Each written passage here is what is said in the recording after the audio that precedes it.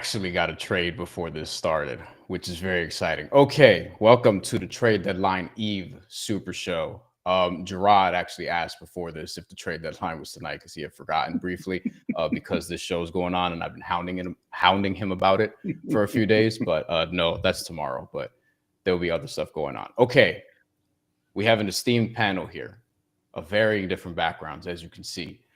We have Jarod, Hector to my left. Well, the guy, if you look at the screen, you know which one's Jarod. That'll help. I'm waving. Jarod Hector from TrueHoop has been covering the NBA for years. We have underneath me, obviously, the Candace Pedraza would be the person who looks most like Candace Pedraza here. FanSided, formerly the Knicks Wall, and also Winsidr.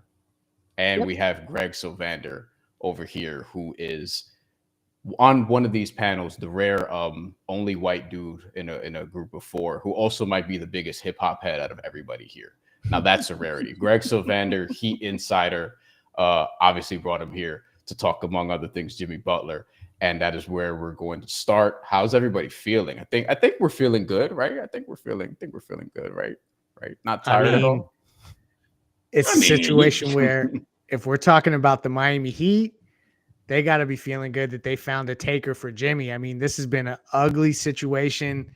It's kind of like a little anticlimactic the way that it ended because, like, it's the Jimmy Butler era, and you had hoped that they would be able to, not necessarily make it so ugly on the way out, but you didn't know if you could find a suitor. They found a trade. They got a good first-round draft pick in that trade. I'll spare you on all the other details because there's a bunch of guys that are moving around. But ultimately, it leaves the Heat with flexibility moving forward. Y'all saw Jimmy Butler immediately extended in Golden State. This was always about him getting paid. He thought he could only get paid by Phoenix. It turns out Golden State was willing to do that, make that commitment. That's huge for him. Shout out to Jimmy. But it's kind of a shift to a new era for Heat basketball with the emergence of Ware. You have Bam and Tyler.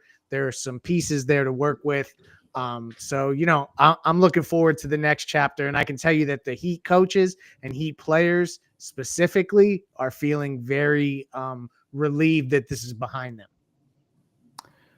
Jarod, who would you rather pay in 2 years? Andrew Wiggins or Jimmy Butler? We should probably mention, first of all, in the trade, there are a lot of moving parts, but the main characters, if you will, is Andrew Wiggins, along with PJ Tucker, who just out of nowhere, and a top 10 protected first-round pick in 2025 from the Warriors going to the Heat. That could be, it will be protected again in 26 and unprotected in 27 if it continues to roll over, which can get very interesting. And Dennis Schroeder is going to the Jazz after his slavery comment, which is unfortunate. Jarod, who would you rather pay? After what comment? What did he say? He compared this whole time period to slavery. Playing basketball for millions of dollars to be just exactly like you see. Now you put me in an awkward position where I'm informing the black guy of this. When you say things like this, Dennis. Like, you really, oh man, I can't even look. Dennis is German. He's not even from, like, whatever. It doesn't even matter.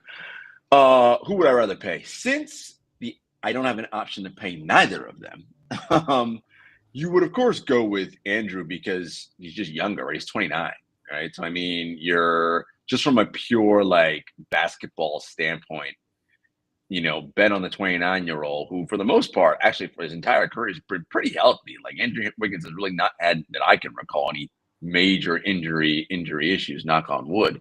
The question with Wiggins has always been his motor and, really it's almost unfair because he was drafted where he was drafted, right? Like, if he was drafted 17th, everybody would be like, oh, shit, Andrew Wiggins is great, like, right? But he wasn't. He was drafted number 1. So that's the problem, is that everybody has that number 1 pick in their brain, and so they expect him to be what a number 1 pick is. But honestly, like, he's been a very productive basketball player his entire career, and I think the Heat, we'll see if #Heat culture can unlock something from him.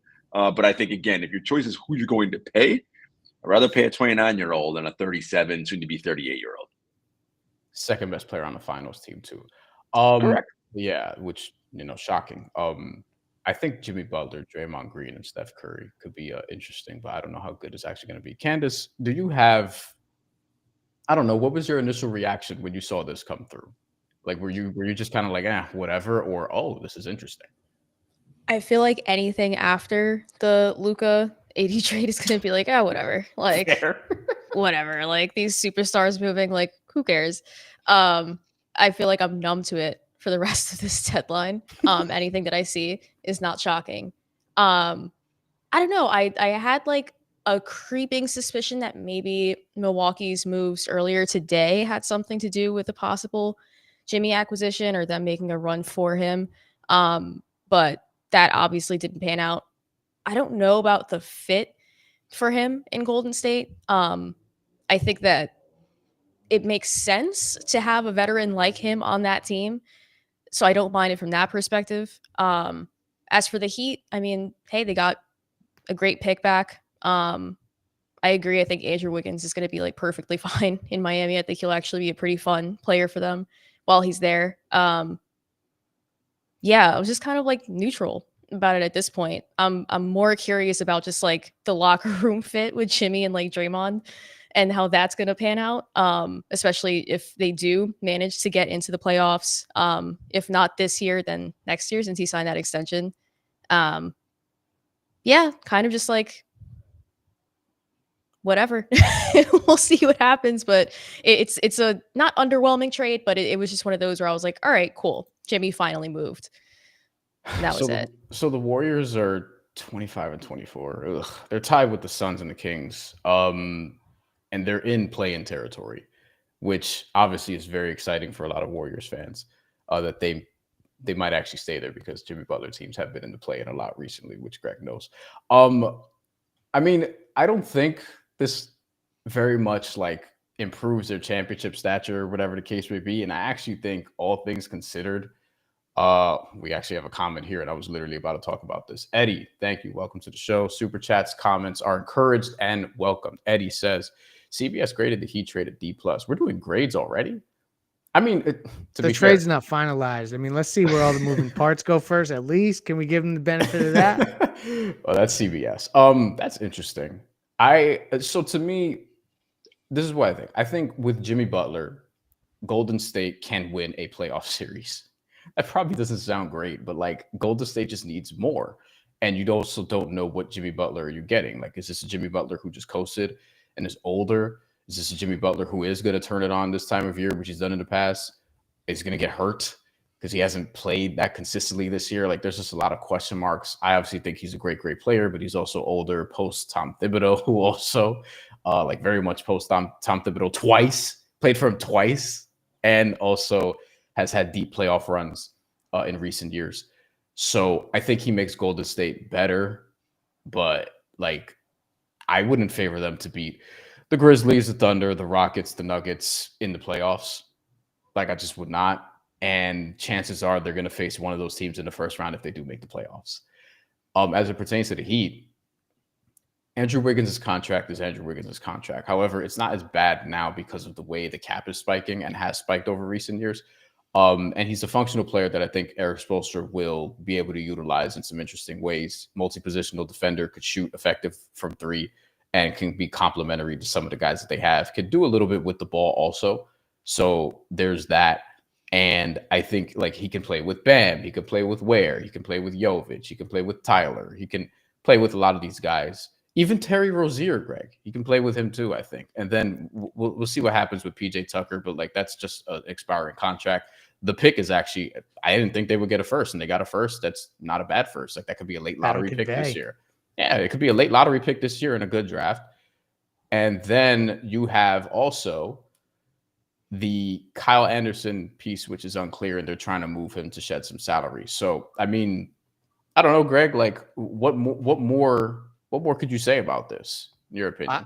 I would, if I were going to draw a parallel to another situation, follow me here. LeBron James leaves the Miami Heat, and what Pat Riley characterized as the most important signing in Heat history followed.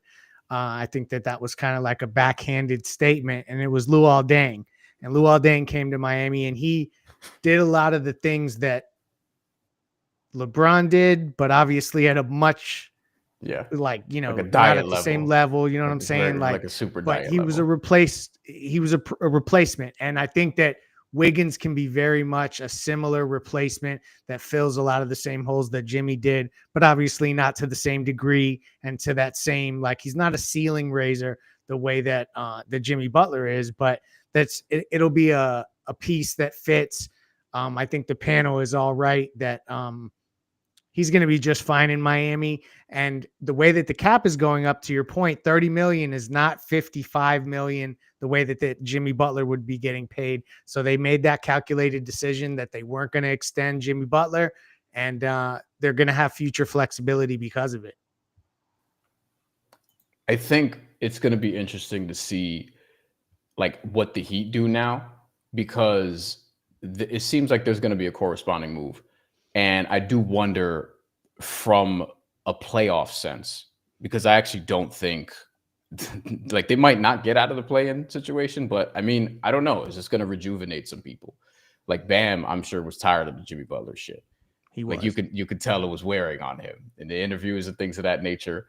And Jarod, I'll kick this to you. Just like, I mean, they're 25 and 24, I think, after this last win, right, Greg? Against Philadelphia, they won tonight. So, you know, they're on the Pistons' heels, and the Pistons actually lost to the Cavs today, so they're tied. They could potentially avoid the play-in. But I don't know if they're making a real run. But I also don't think it's about that. I think now they can get to this, not rebuild, but retool period. And then after this, we'll probably talk about some other trades. But Jarod, what do you think about the Heat right now? Yeah, I think, look, their path to the post Jimmy Butler era, you can see sort of a direction now, right? With the Wiggins move.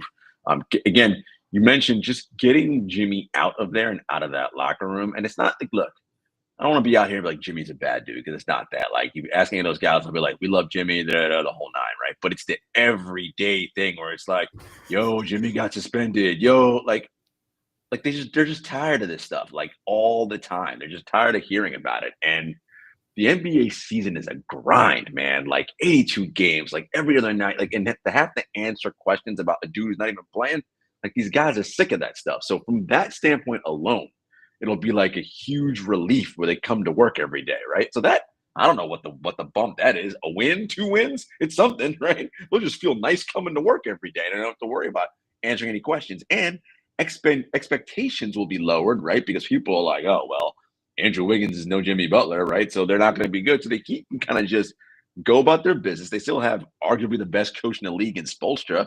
And again, I think to Greg's point and to your point, Brian, he can do some things with Andrew. And look, because he's more than a functioning player, right? Like, he's an above average NBA player, right? Like, they can do some things. And you got some young talent you can do stuff with. You got Bam, you know, and Tyler's playing well this year. Maybe there's another move they're going to make.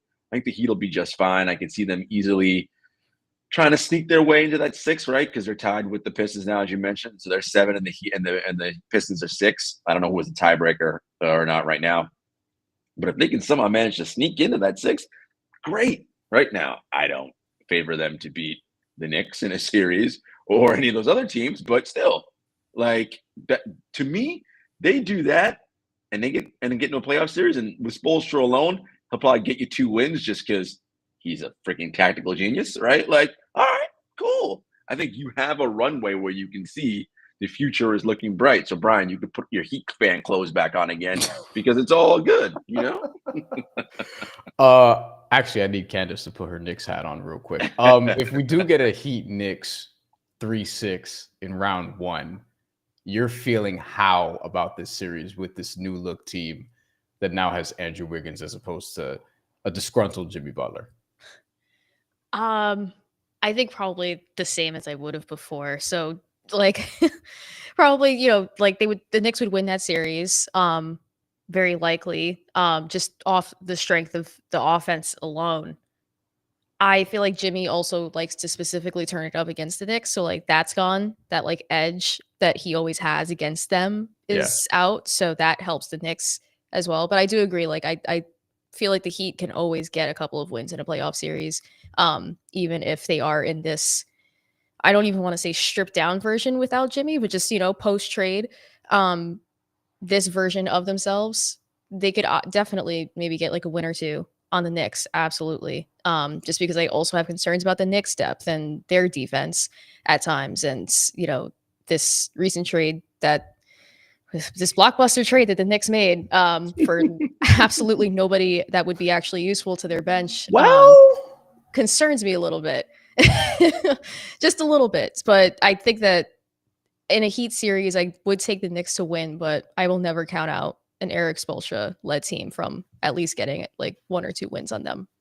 Well, actually, there is an update on that Knicks trade. You got to caveat any trade the Knicks make with, well, it don't matter. Tibbs don't play him anyway, so what difference does it make? All right. So is Tibbs going to play the dude or not? We actually got a question. We'll get to that in a second. Hector, you can put that one up, but we'll get to it in a second. But we have the Jericho Sims trade. So this happened as soon as we were getting on. This is not like breaking news. I mean, it literally is, but like, ooh, it's Jericho Sims. He's going to Milwaukee. This is as part of the Kyle Kuzma, Chris Middleton deal. And the Bucks are apparently sending DeLon Wright and cash to the Knicks for Jericho Sims. Yo. Let's get Candace's initial reaction. All right, go ahead, Candace. I'm like, you think is DeLon Wright a Tibbs guy? That's screaming no all over it. But that's per Shams Charania. So that's happening. That's giving. He's either going to get waived or maybe taking Shamit's minutes, maybe just because I know he yesterday in the Raptors game, he didn't play at all. So I know he's out of like Tibbs's, or if he did, he played very few minutes. So that went quick. Wait, Shamit already out of the rotation? Oh yeah. Damn. Yeah. So he's out. I cannot imagine a world where DeLon Wright moves the needle for Tibbs. Well, he plays defense. And if there's anything Tom Thibodeau, likes coming off the bench, I actually think DeLon Wright compliments Deuce McBride pretty well in the event that Cam Payne also gets ostracized from the rotation in the playoffs. Yo, so wait, the Knicks go what, 6.5 deep right now? Is that the rotation, or they go full 7? They will at some point only go 6 deep. I know that. Yeah, yeah, exactly. All right, let's get to this comment we got from Frederick Robinson. Thank you for checking in. I'm concerned about what? Oh, this is a WNBA comment. Sorry, wrong show. I could answer that another time though. We did post some WNBA stuff earlier. The Fever are making moves. Listen, we talked about that. Should I answer this question anyway? I'm thinking. Now we'll get to it later, maybe. Because we got more to talk about. All right. So Heat make their move. The Knicks seemingly make their move. And yes, Jimmy Butler hasn't been like a super big impactful player because he's barely been there. Greg, I'll toss it to you. How would you feel about, because if the Heat, one, do you think they're going to actually avoid the play-in this year? And two, do you think they would fare well in the series against the Knicks if they do avoid the play-in this year? Because that's likely who they would face in round 1. Yeah, I do think they will avoid it. I think that there's nowhere to go but up in terms of this team has had a magnet basically attached to them that's kept them at 500. They go a couple games above and then they're back down, and then they go a game under and then they're back up again. It's been this perpetual thing over and over again. I think that the clarity around the locker room, you're already starting to see Bam look more comfortable. Tyler's had a good season. For me, I think that they can get to that 6th spot. Can they beat any of those top teams? I don't necessarily see that unless there's some crazy injury or some sort of situation where the Heat shoot the lights out. But I don't really see that. This is a transition point for the Heat, and they've got some young players that they're playing. I mean, they're obviously starting the rookie now, Khalil Ware. So there's young stuff to look forward to, and usually the Heat are very much about right now. And I think that they'll continue to look at how they can improve the team, but I don't see them using any first-round picks or assets to try to improve this group before the deadline. This is going to be about kind of just making the best of the team that they have, including Wiggins being an integral part. I think he starts from day one. All right. I think we did that. Let's talk about Luka Doncic. I'm still not over that shit. I'm still not over that shit. In the press conference, Pelinka, he said, I'd like to thank the GM in Dallas for doing this trade with me. Like, yo, it was unbelievable to listen to that. That he got a shout out in the press conference. What were y'all doing? Candace, you first. What were y'all doing when this notification came through your phone? Luka Doncic gets traded. For people who nobody missed this shit, but Luka Doncic got traded Saturday for Anthony Davis, and it's like I know it's happened already, but I feel like we're still all kind of processing it because neither of them have played yet, by the way, for their new team. But Candace, where were you when this happened, and like, how did you feel? It's funny that you say like no one missed it. I missed it because I was asleep throughout the entire thing. Yeah, I was watching the Lakers game and they were playing the Knicks. Once I saw that was going left, I was like, all right, I'm going to sleep. Because that's what I do when the Knicks upset me. I'm just like, I'm gonna go to bed. And I went to bed, and then the next morning I was like, I'm gonna sleep in for the first time in a long time. I slept through the morning. I checked my phone and I have like 5 missed calls from one of my good friends who's a big Lakers fan. And just like hundreds of notifications on my phone. I'm like, what happened? Like, what is going on? And I call him and he's like, did you see what happened? I'm like, what are you talking? Like, what's going on? He tells me, and I'm just like, that's fake. What are you trying to explain to me right now? And it was just so funny because my wife had also gotten calls from people trying to reach me to talk to me about the trade. Because she doesn't even. Where's Candace? We gotta talk to her. Where's she at? She's like, she's asleep. This doesn't sound like a big deal. But yeah, I sleep through pretty much like any major trade that happens. Because they just all seem to happen literally minutes after I make that decision.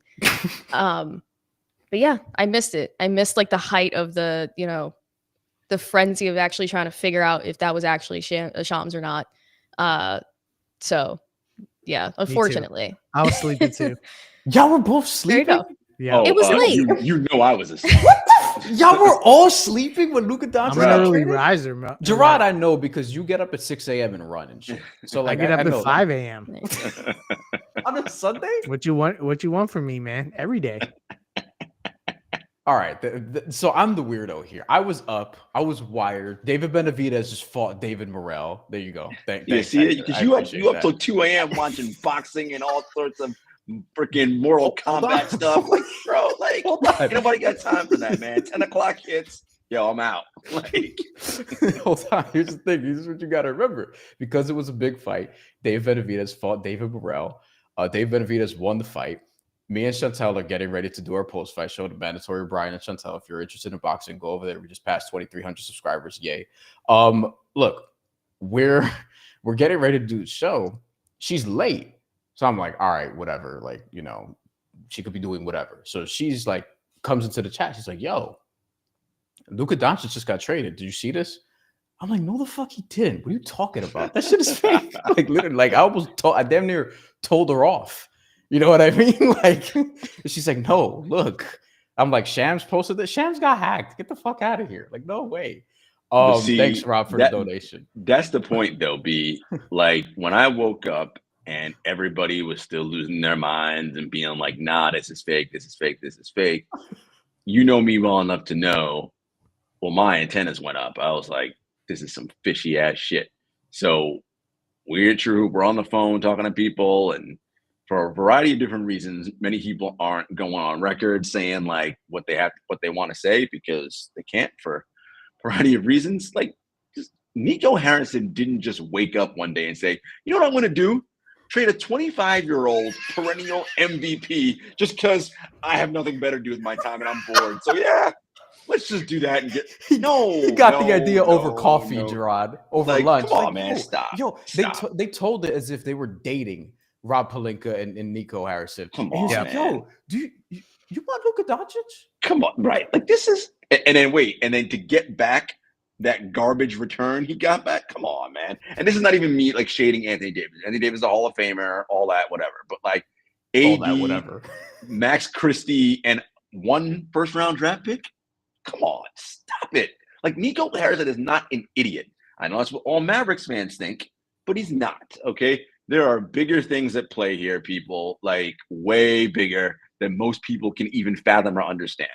But that's a longer conversation for a different day. Yes, ownership stuff. Kevin Gray checks in, who covers the Dallas Mavericks, who I've had on here multiple times and probably will have on again to discuss this at some point in the future. It says he didn't go to bed till almost 4 a.m. Central Time.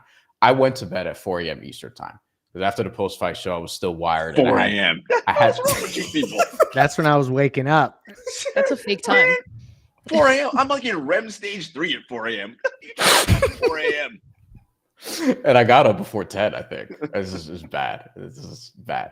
I was so wired, I could not go to sleep. Daniel, thank you for the comment, checking in. I appreciate everybody for checking in, honestly. Daniel says Jimmy updated his Insta bio. Really? Hector, could you go find that for us, if possible? I mean, Tom Ball to the Golden State Warriors, he says. Is that what it says? See if we can get that. Hector. Who's going to the Warriors? No big deal. No, Jimmy updated his bio, saying from Tom Ball to the Golden State Warriors. Yeah. Greg, do you think Jimmy releases a statement thanking Heat fans or something along those lines? Not right now.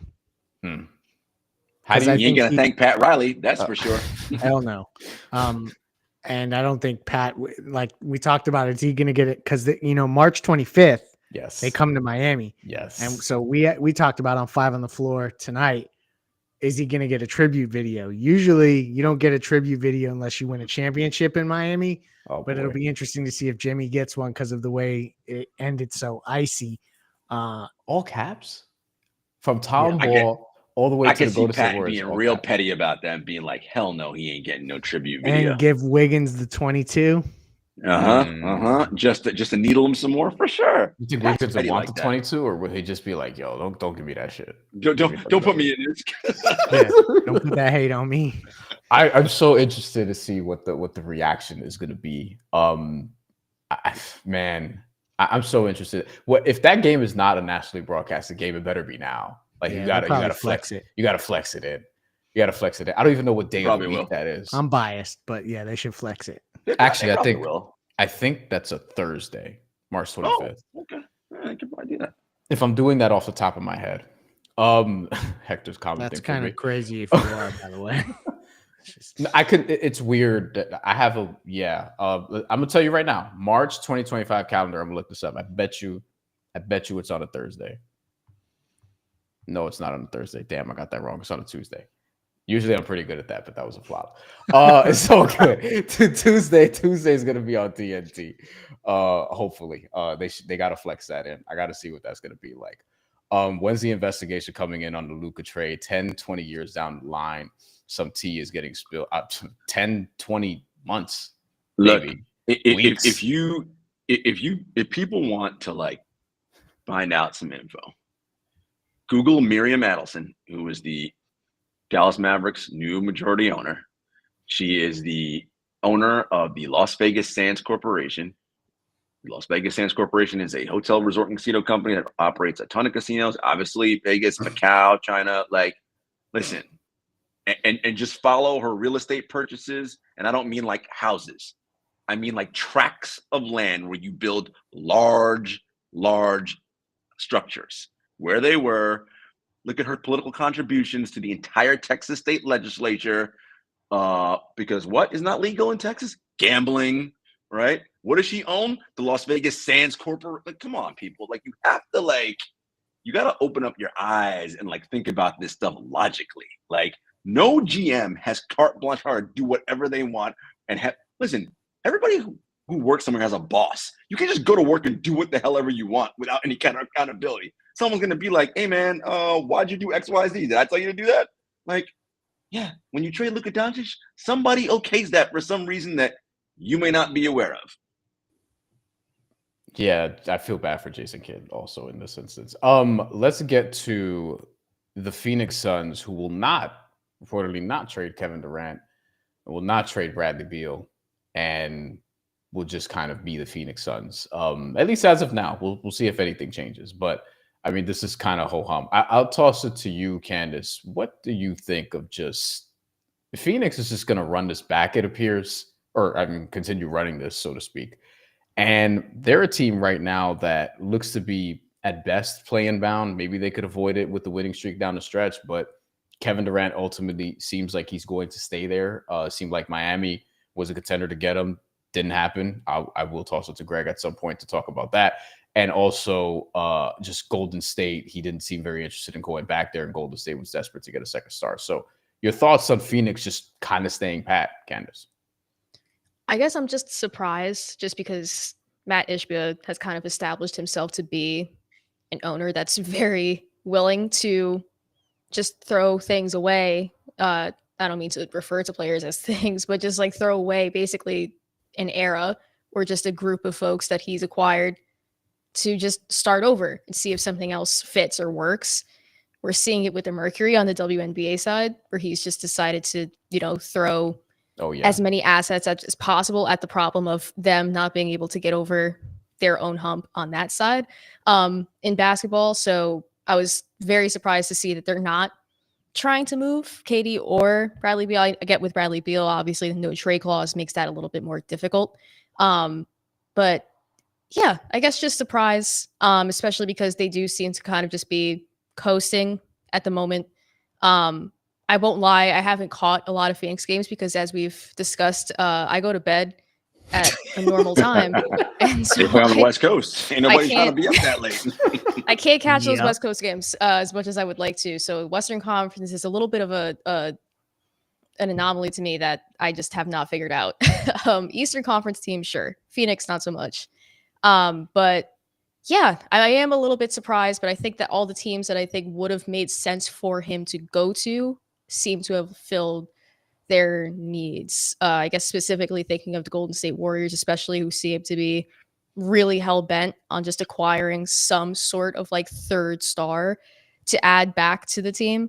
Going from Kevin Durant to Jimmy Butler is a little bit of a leap positionally for them, but it just doesn't seem like there's any team that I could think of that is going to be willing to try to make a deal or any type of massive deal for Kevin Durant at this point in time. Yeah, so I guess just surprised. Just very, very surprising considering how active Ishbia has been. Greg, I'll go to you next. And then Jarod, I want to hear your Kevin Durant thoughts. We'll get to why in a sec. But Greg, one, just what do you think about this in general? But two, how close did Miami come to actually pulling this off? Because I felt like this was probably their best case scenario. And also the funniest outcome would have been just like, all right, you want Jimmy Butler so bad, give us Kevin Durant. And then Matt Ishbia being like, fuck it, let's do it. But that I mean, as I understand it, and things got really loud last night about a Golden State, Miami, Phoenix trade. And basically, from what I understand, when the Heat figured out that Jimmy was essentially potentially could be flipped to Golden State for Kevin Durant, the Heat said, wait a minute, let's talk directly to Phoenix about, the prospect of how can we get Durant. And, they made offers, but ultimately it looks like just the asking price and what Miami could offer and the restrictions around the fact that the Suns are, over the second apron, they can't aggregate salaries. So there's just, it was really complex. The Heat tried to get involved for Kevin Durant. They were interested. Ultimately, I think that they had to make a decision at some point to take a deal that was on the table. Golden State sealed it. And, it doesn't look like it's a weird situation for Phoenix. Bradley Beal with the no trade clause is there. And he knows that they kind of wanted him to waive that no trade clause so he could leave. Kevin Durant was now talked about in trade talks. So that's just a weird situation. The fact that they haven't shook it up more, and you've got a couple star players that know that they were in trade conversations just this week. That's a weird situation, and it's not getting any less expensive for the Phoenix Suns going forward either. Jarod, for people who don't know, Jarod is very much a Kevin Durant guy. From the standpoint of you appreciate his basketball excellence, which he does have. We've talked about his weird career path, and I'll credit Bill Simmons for saying this, but he said, like, if you do Kevin Durant's career 10 times, this is probably the worst version of it because of how weird it's sort of been. Like there are probably better versions of it where like he doesn't go to Golden State, for example, to win 2 championships, and that could be disputed or whatever. But Jarod, I want your thoughts on this piece of it, like Kevin Durant just staying put in Phoenix, and I guess the overall context that has just led to like him being in this position in his career. Well, I mean, are we still on this Golden State thing? Aren't we over that now? Like it happened like a gazillion years ago. Like he almost went back. but he really didn't. Like the idea that the Suns were like, all right, everybody but Booker's available. Okay, sure. That probably was true. But they probably had a very ridiculous asking price, right? They're like, all right, if you want KD, here are all the things I want back in return. And they knew nobody could match it. So essentially he really wasn't available, right? Because if I'm gonna make the price so high you can't match it, all right. Let's see because really what they were doing is let's see how serious you actually are about wanting this guy. We want 4 firsts, we want 2 swaps, whatever the situation may be. And no team was willing to do that. We talked about not being able to aggregate salaries. Look, I think Ishbia and Durant are cool. Like I think Durant likes being in Phoenix. Like I think he loves playing with Book. I think he just likes this as a warm city. Like, that matters to people, right? Being in like nice places where like there's drama free. He likes the locker room there. I think the issue the Suns have is that Matt Ishbia he fails to understand how this version of the NBA works. All right. And that's a very diplomatic way of putting it. I would right with the CBA and with everything else. No, you don't lock money up with 3 superstars, 2 of them over the age of 30, 1 36, and you don't get a second one with a no trade clause. Like that's just not what you do in today's NBA. The money that when they traded Ayton, they could have gotten back so much stuff. But instead they chose, let's just get another on-ball creator and Bradley. It's just dumb. And so now what do they have to do? Literally get vet minimums and hope guys come over here, be in the second apron for a team that's 500.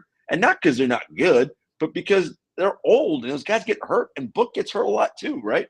When they play, they're very good. The problem is the 3 of them don't play very often together, right?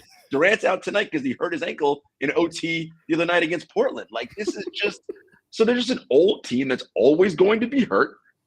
Look, can they scare someone in the postseason? Sure. If everybody plays, what are the chances everybody plays? Not high.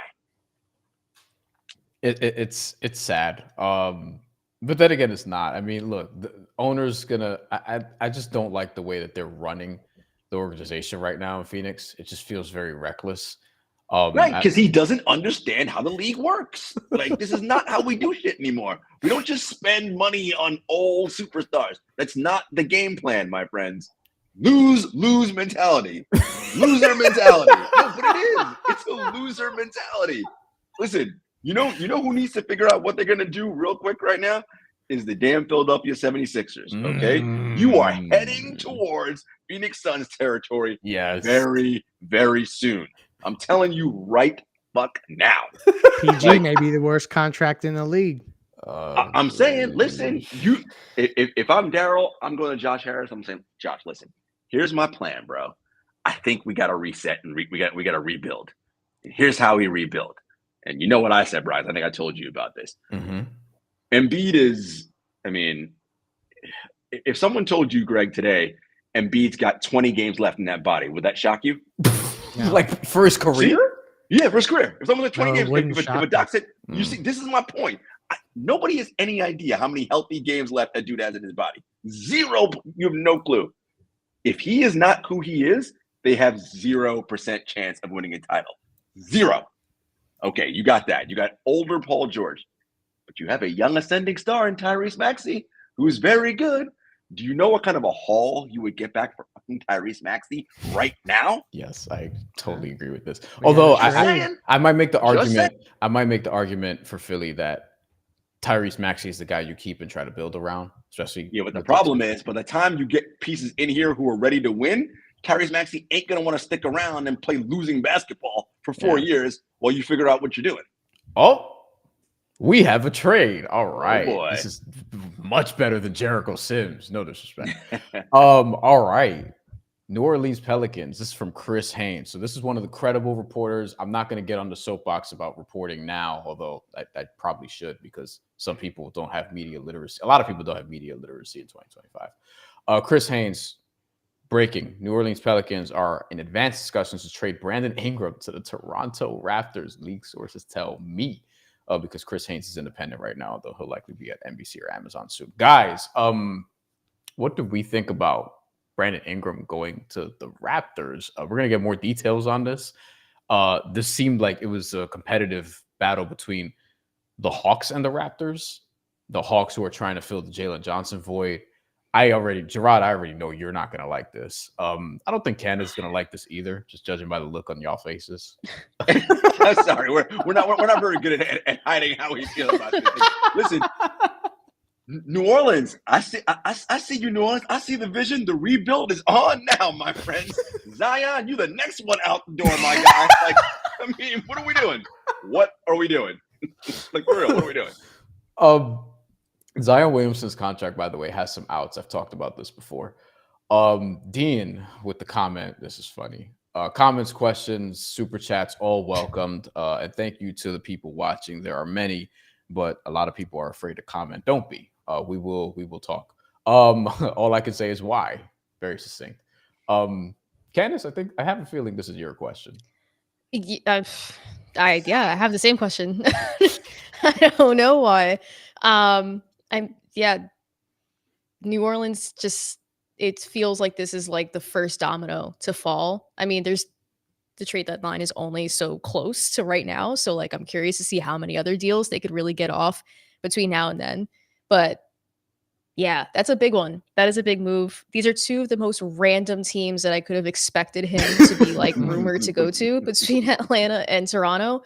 Good for Toronto for getting in on it and like being proactive, I guess. I don't know if this is like forgive me because I know very little about the new CBA as it pertains to. It's fine. Just, yeah, the aprons, all of that stuff. I try my best, but I'm assuming this is some sort of move in relation to that for Toronto.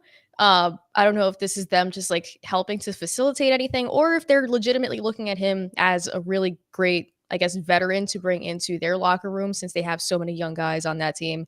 And Bruce Brown. Well, I think that's the thing. I think Bruce Brown may be part of this. So they pulled out of getting Kyle Anderson in that Heat, Wiggins, Jimmy Butler trade. I almost called it the Andrew Wiggins trade, although I think Greg would call it the Andrew Wiggins trade.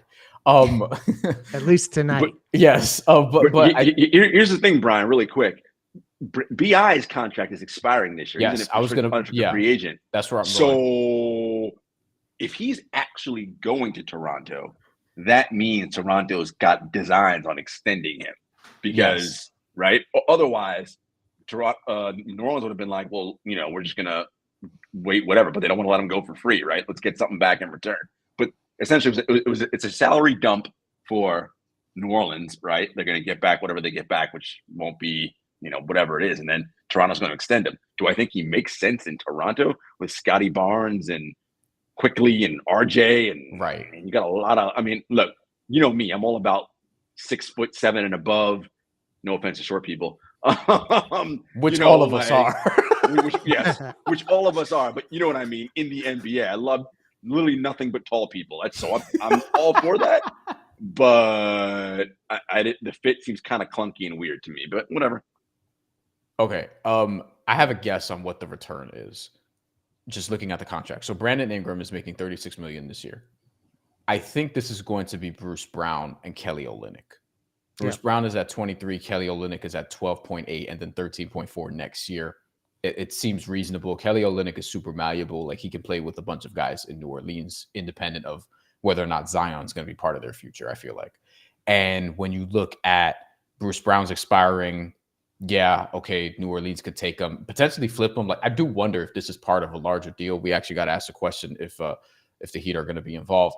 I don't know, and that's interesting because the Heat seemingly were involved with the Raptors a little while ago, but then Masai pulled out to do this.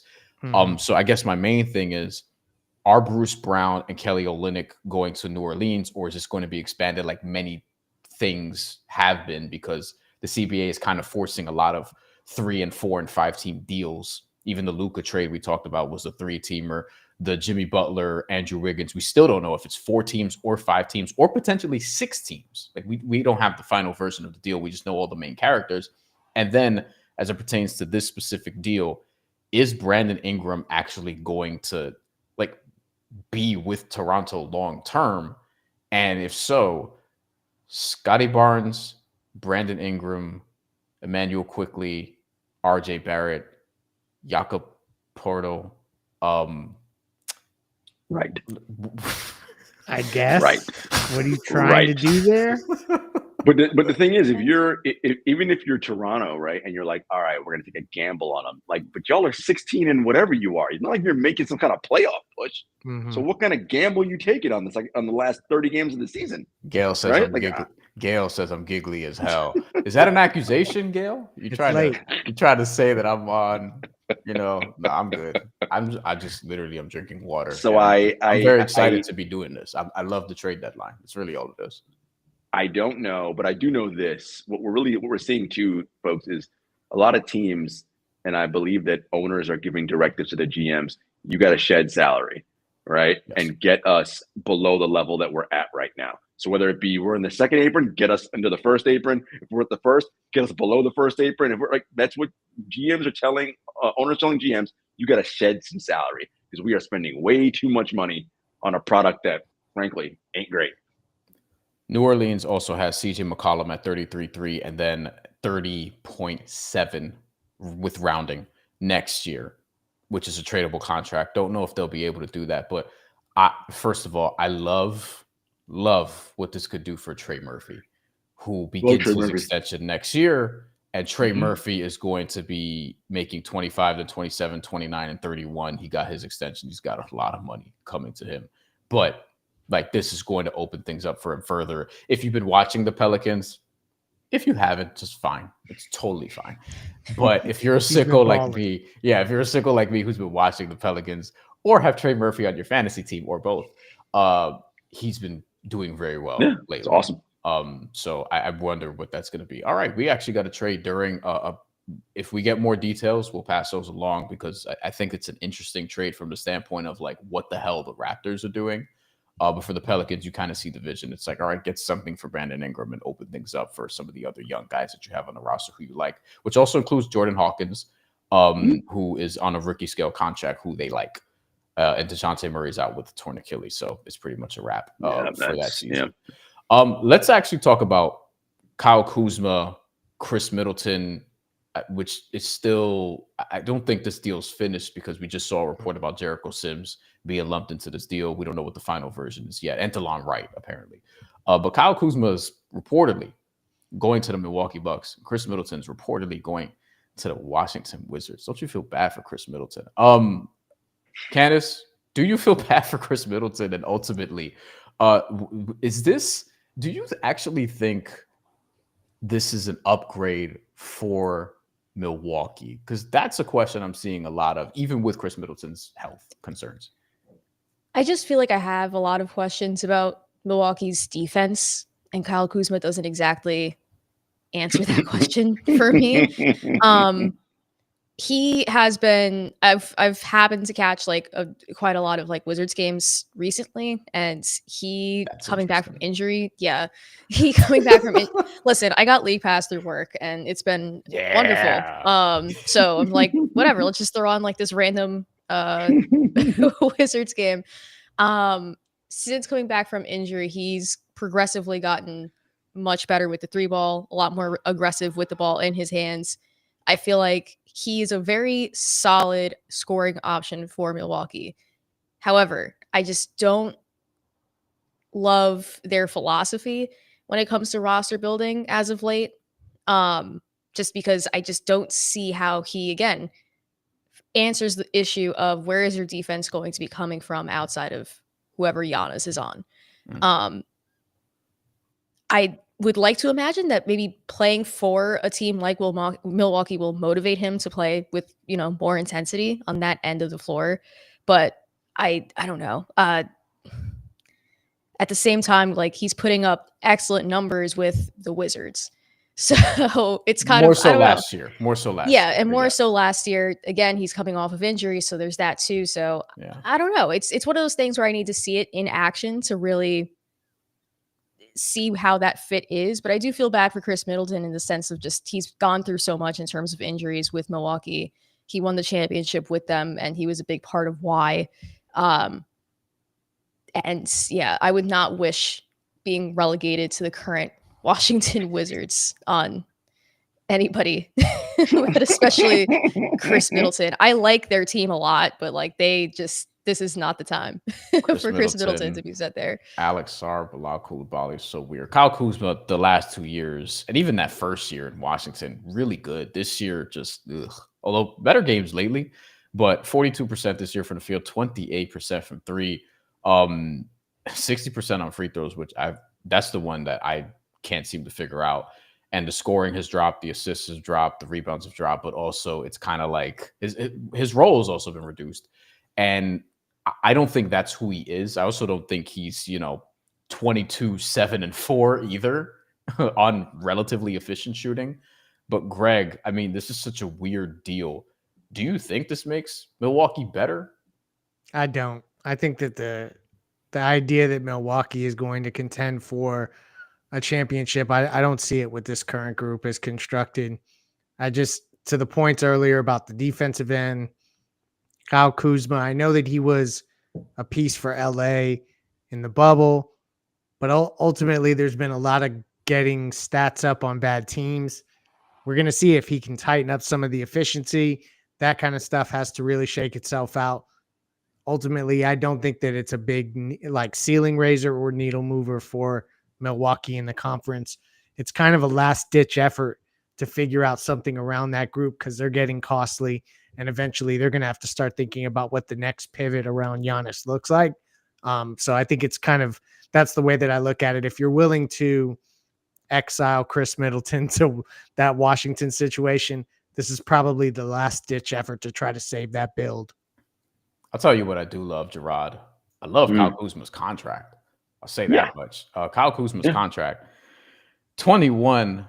Actually, that's next year. 23.5 this year, 21.5 next year, 19 the year after. Now, it's kind of long term, but it's also a descending deal. Now, what did I just say? Salary shedding, people. Yeah, and Chris Middleton's at 31.6 and a player option for 34, which he was definitely going to opt in. Do you think this makes Milwaukee better? No, but Milwaukee wasn't going to do nothing anyway, so it doesn't matter. With You're Chris so Middleton. down on the Bucks.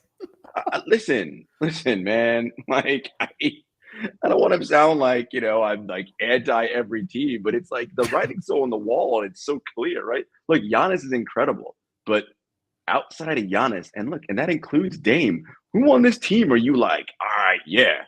I'm like, I know in a playoff series, that guy is going to be like, not even Dame, right? Dame's been throwing up some stinkers lately, right? Like, and he's on the wrong side of 30, right? Well, wrong side of 35, actually. Like, I just look, this team had a window, and that window is now closed. And listen, before too long, you're going to start hearing Giannis being like, hey, man, I don't really like how things are going in here right now. I want out. But see, if it's like if you use an analogy from football, right? What was Belichick's always thing he'd say about the Patriots? Always better to trade a player a year too early than a year too late, right? The Bucks should have been like, let's put Giannis up a year ago. They should have traded for him, right? Because you move Giannis a year ago. You know what kind of haul you were getting back? And the rebuild you have a vision. You have a runway to see, here's how we get better. Does anybody see right now how the Bucks get better in the near future? No, because nothing's available, right? Like, but it's fine, do what you do. So you think, all right, wait. Yeah, go. You think Milwaukee should actually, I mean, not right now, maybe, but you think they should have traded Giannis already? Yep. After last year losing in the first round of the playoffs, despite injuries, but Giannis has been hurt for multiple playoff runs lately. His superpower is I go harder than everybody else and I'm indestructible, right? That is Giannis's superpower. Yeah. Okay, well, the superpower is starting to show some dents now. That's not going to get better as time goes on, right? We're going to see it a little bit more, another chink in the armor, another chink in the armor, another chink in the armor. And again, you're doing the same thing Phoenix is doing. You're pairing old guys together, right? Like that's not how we win in this league, right? Like the plan is the writing's on the wall, and the way you do it is clear, right? Look at what OKC is doing. Look at what Houston's doing. Look at what Memphis is doing, right? Like this is how you build, right? Like, but tagging on to these older, aging superstars because they're just expensive, and they limit what you can do financially building around them. And then when it doesn't work out because you've given up all your future draft capital, now what? That's probably okay. All right, I need to back up because because the Luka Doncic trade just like still got you all messed up in the head. But I was thinking, all right, who's another star? I was gonna say realistically, but I didn't think Luka Doncic was realistic until he was. But realistically, we'll use it because I don't think Jokic or Shea or Tatum or whatever. But I'm like, who's the next star that could legitimately? And it would be Giannis, but it doesn't feel like Milwaukee is going in that direction because it feels like they traded for Kyle Kuzma with the idea that Kyle Kuzma is actually going to make this team better, which I don't know if that's going to be the case. I also don't think... You do know. You do know. He will not. You know. What about Anthony Edwards? Could he be the next guy? Now? No, eventually. I mean, like, could he be the next player that gets traded from his situation? I still sneaky think Trae Young, but I don't even know what... The problem with Trae Young is I think Atlanta... You better have an elite defensive team if Trae Young's coming to your squad. Elite. But before that, I think if you're trading for Trae Young, Atlanta is going to want more than you're willing to give because I think Atlanta is going to overvalue how other teams may feel about Trae Young. Because I have the sense if it was equal, he'd be gone already. I think Atlanta really wants to get a lot for him, and I don't think teams are feeling like, hey, we need to give a lot for somebody who we need to cover so much for on defense and also needs the ball a lot and is also 6'1", maybe on a good day. So, with the hair, 6'2", if he doesn't have a haircut, you know what I mean? So I think that's a fun game. Who's the next star to sort of be out? But the Giannis situation is always worth watching. Let's go to Sean here because Sean's a friend of the show. That's got to be like the Tupac hologram. No way, Greg is still awake. He gets it. Greg, you're not going to sleep much tonight, right? Probably not much, but I still got to get up early. So, oh boy, that's unfortunate. We'll figure that out. We'll cross that bridge when we come to it. We'll wrap soon. I'm kind of holding out hope that another trade breaks here. But Brian, honestly, like with all this stuff, right, and all these different teams and what they're doing, like again, the smart teams are figuring out again with the way the CBA is set up right now, with the way that it makes it so punitive for you to be in that being a repeat tax offender and to get into that first, second apron. If it's one thing everyone by now should know about billionaires is they hate losing money. That is not what they like doing. That's why they are billionaires, right? So this idea of, let's pay $400 million for a team that's going to be in the play-in. Like, are you mad? Like, what? That is insanity. Like, what? Why are they going to do that, right? And so teams are going to really start figuring out, okay, what's the plan? How do we push ourselves forward? Because the way in which you really ascend and you're able to win in this league is that when you have young players on rookie contracts who outperform where they currently are, right? San Antonio's in that spot right now, right? Victor Wembanyama still on his rookie deal, obviously, because he got drafted last year, and he's a top 5 player in the league by every metric right now. That is what you want, right? You want players on rookie deals who are playing like all NBA players. That way you can then go out and go, now let me go grab De'Aaron Fox or some other 27-year-old guy making max money, right? And now I can see my runway because I got my draft pick. Like, this is the game you play, right? And that comes down to player development, identifying, scouting talent. Look at what the Memphis Grizzlies did. They got a second-round pick in Jalen Wells, who cost them literally nothing in terms of salary. Dude's about to win Rookie of the Year, right? Like, this is what you want. That's the game.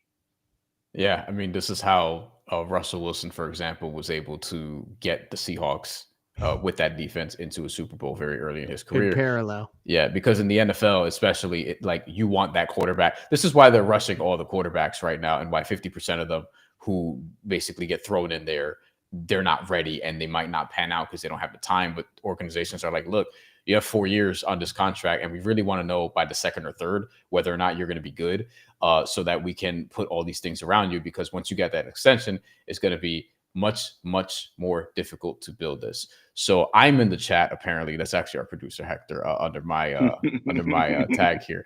But the Knicks get rights to 23-year-old Frenchman Hugo Besson in the Jericho Sims trade. Some had him going to the Knicks. In the 2022 draft mocks, went to the Bucks, 58 plays in Europe, and impressed in 2024 Summer League. Okay, that's interesting that he's part of this. It seems like another guy that Tibbs ain't gonna play yet. So I think correct. Candace, you read this and you're like, whatever. Yeah, right? Like, no. Anything draft related to the Knicks, I'm like, all right. But see, like that's the issue though, right? Like as a Knicks fan, that part's got to frustrate you, right? Because there's talent all over this world that play basketball. Like it is your job as a team to develop them. This Hugo Besson could be very good. How the hell are you going to know if you don't develop him or let him play, right? Like this is the idea.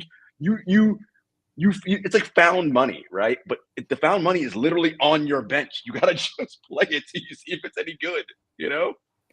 All right, let's go around the panel, and I'm gonna ask each of you. Candace first.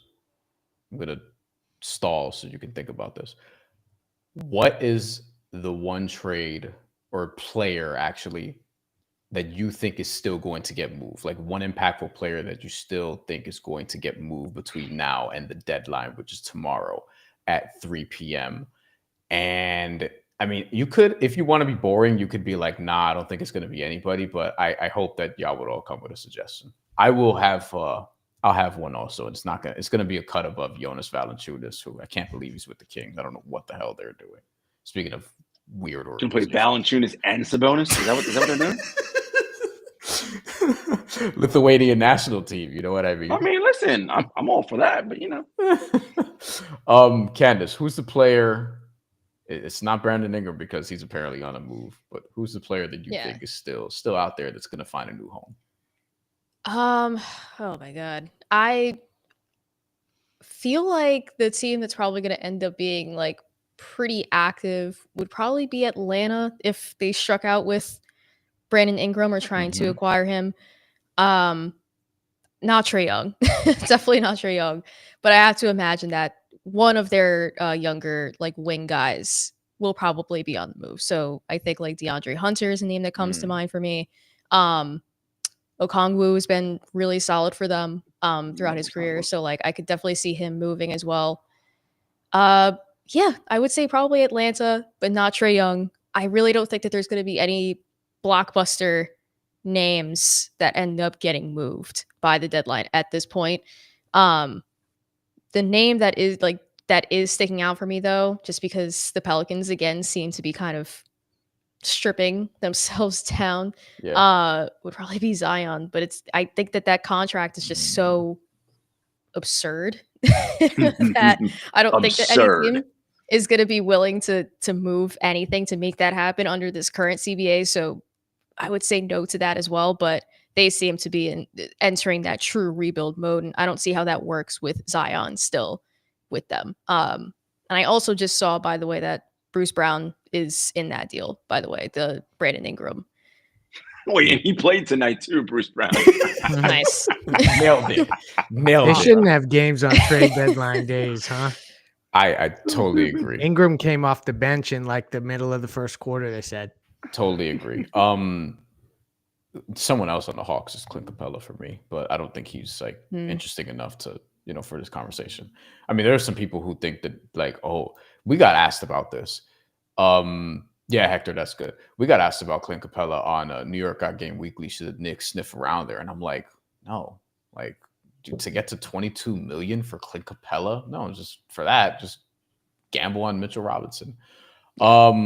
we're taking a gamble here because this reporter is from Clutch Points, and I'm not sure if Clutch Points, I know they're trying to be reputable, so we'll give Brett Siegel credit, but the framework of a Brandon Ingram Raptors trade being discussed this evening revolves around Bruce Brown, Chris Boucher. Yeah, that's another name actually that's been out there a little bit, and a first-round pick. We'll see. So that's sort of what we're looking at. Kelly Olynyk or Chris Boucher is likely going to be that other piece of that if it's a 1v1 in terms of teams. I will throw it to Greg now. Give me a name that you still think will get moved between now and tomorrow at 3 p.m. trade deadline. It's tough because so many big names have already moved, and they're probably not going to be as fun. But I think Candace hit on something with Atlanta. DeAndre Hunter feels like a player that we should be watching.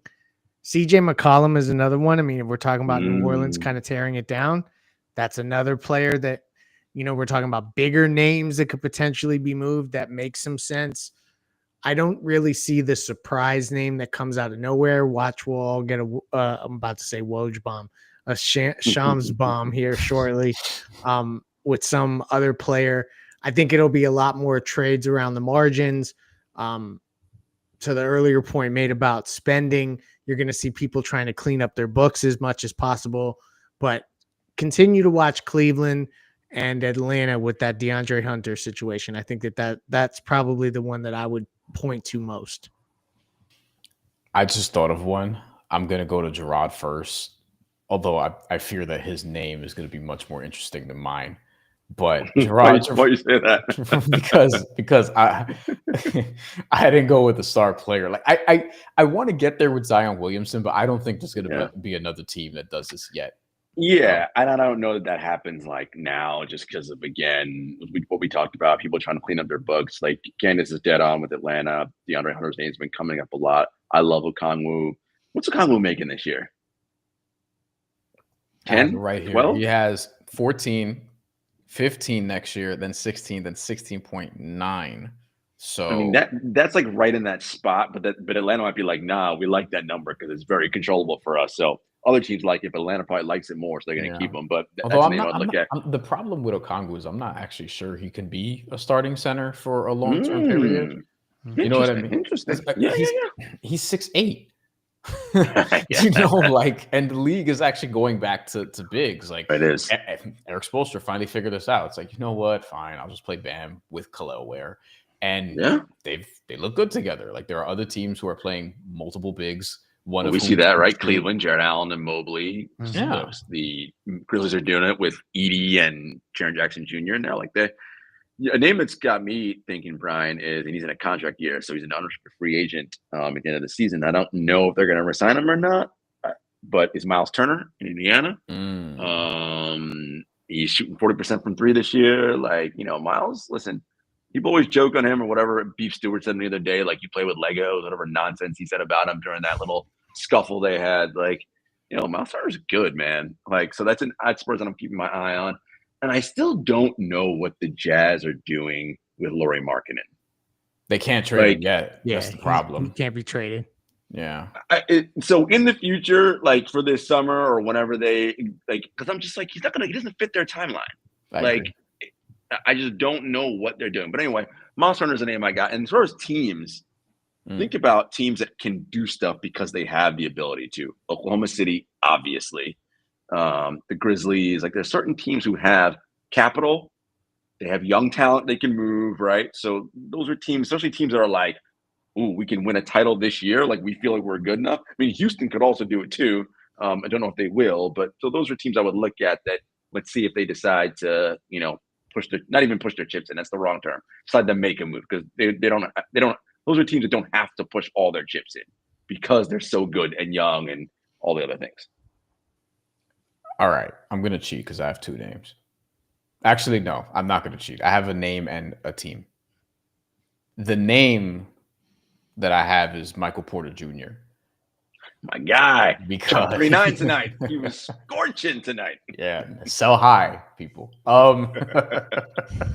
I just think with Denver, he's kind of the guy you'd move, It's not going to be Aaron Gordon. It's not going to be Jamal Murray. And I'm not even saying this from the standpoint of like they're definitively going to do it, but I think I think they're going shopping with him a little more than is being led on, is my guess, educated guess. His contract is one that I don't know if Denver wants to sort of be paying out long term. But he's at 36, then 38.3, and then 41. And when I talked with Matt Moore about this weeks ago, about what Denver could do at the trade deadline, one of the teams he brought up was actually Atlanta. And could you do Michael Porter Jr.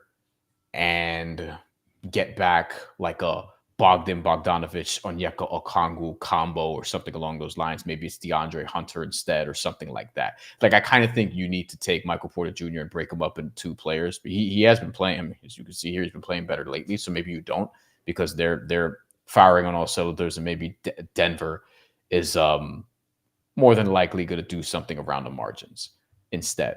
But Michael Porter Jr. is the name for me that I'm watching in terms of like one big name.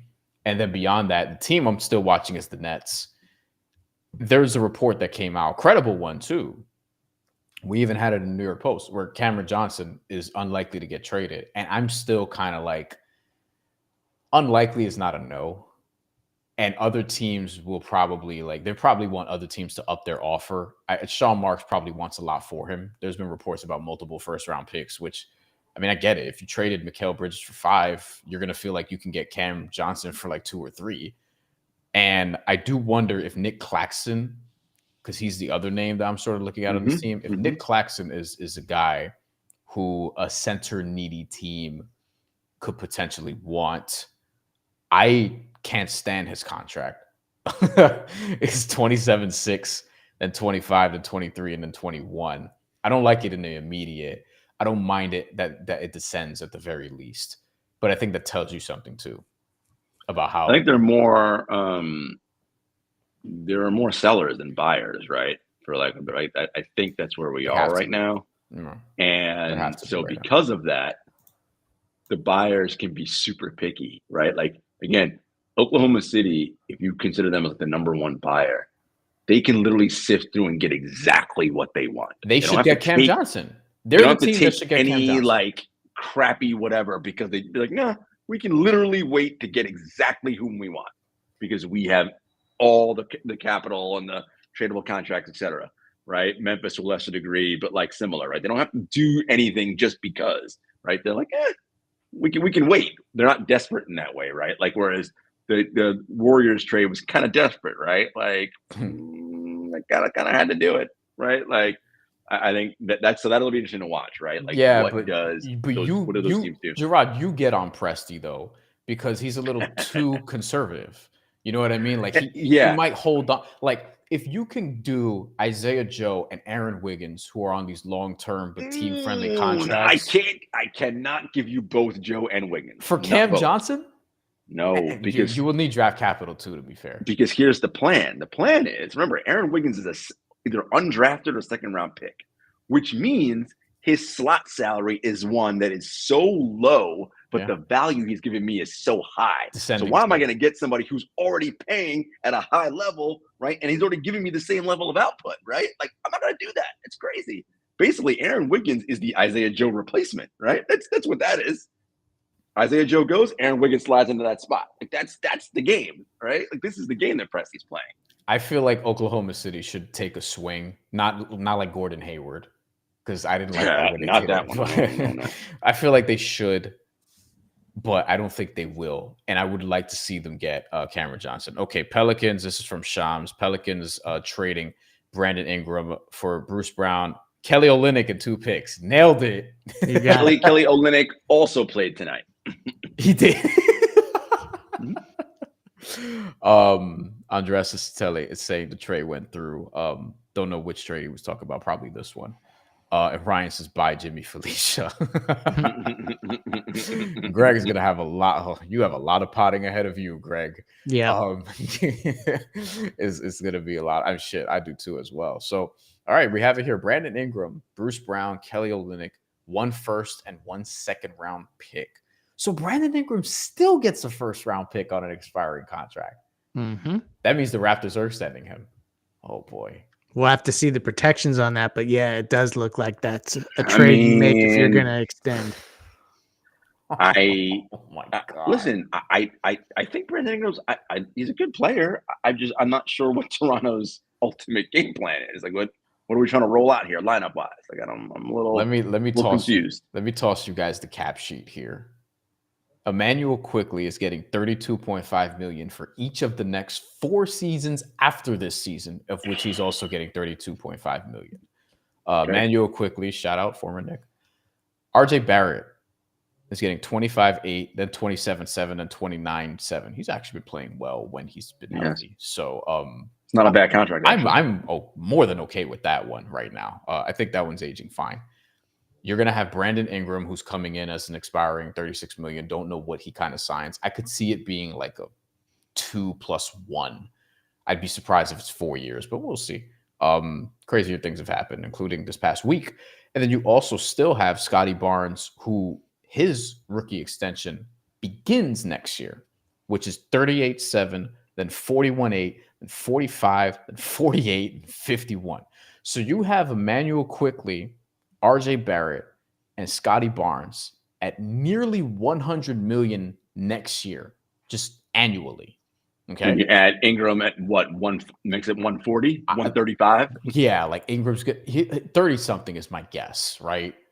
So that's a lot. And then you also have Jakob Poeltl, who's just short of 20 million next year. So there we go. We have a spell track right there. Like Kelly Olynyk is in this trade, so he's going to be off the books for next year. But you're going to have tied into Emmanuel Quickley, RJ Barrett, Jakob Poeltl, Scotty Barnes, and you're already over the luxury tax. I mean, or you're coming up right against it. I don't even know what that team looks like. So if all healthy, you're starting Quickley. You're starting all 5 of those dudes. You're starting Quickley. You're starting Barnes. So it's Quickley, Barrett, Barnes, 1, 2, 3. Ingram, Jakob Poeltl. Good luck. I mean, okay. You see that response we're all giving okay. That's all you need to know. That's all you need to know. I think Masai is gonna try to package 2 of them and get like a, like maybe he'll take a swing on Kevin Durant or some shit next year. Like he'll do something like that. That's what I think he'll do. But I'm waiting for it. I don't love that. Eddie asked, did Ingram get more than Butler? I don't think so, because Bruce Brown's expiring. Kelly Olynyk, all due respect. And then you also have like a first and a second. I don't know what the first is. The first that the Heat got that we established is protected, top 10 protected, but actually not bad. That could still be a lottery pick this year. So exactly. Candace, what do you think of that Raptors team? Oh, I forgot to mention. I failed to mention Grady Dick also. Yeah. So that's important. Oh yeah, Grady Dick is there, and Ochai Agbaji is there. Like still a couple other guys there, but I mean, it's weird. I just feel like, I don't know. That just feels like a lot of cooks in the kitchen when it comes to like paint scoring between Brandon Ingram and RJ Barrett. And it kind of sucks for RJ just because I feel like he finally found his groove in terms of offense, like being able to be the guy that's driving to the basket and being that aggressive scorer for them. So now adding Brandon Ingram to the mix feels a little antithetical to him as a basketball player, which was the whole problem with him and Julius Randle in the Knicks' front court his entire career with the Knicks. So I'm not mad at it. I really like Brandon Ingram actually as a scorer. So I'm really like curious to see how the fit does work out.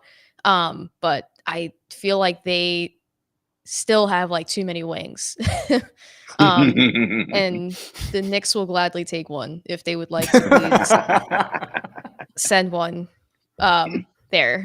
So, but yeah, I mean, it's an interesting fit. It's not as clunky to me as maybe like some of the other trades that have happened. Like it's not as clunky to me in my mind as like the Kuzma trade or even kind of the Jimmy trade. Like it feels like it's a fit that could work if roles are established offensively.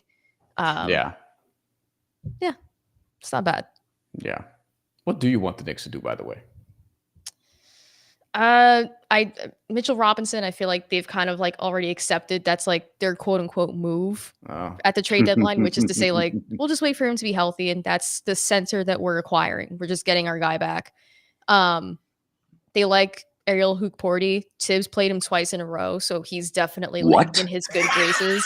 Oh my yeah, he God. played a rookie twice. That's when I knew Sims was done. Once he came in a second game, I was like, Sims is out of here. So that's been really solid for them.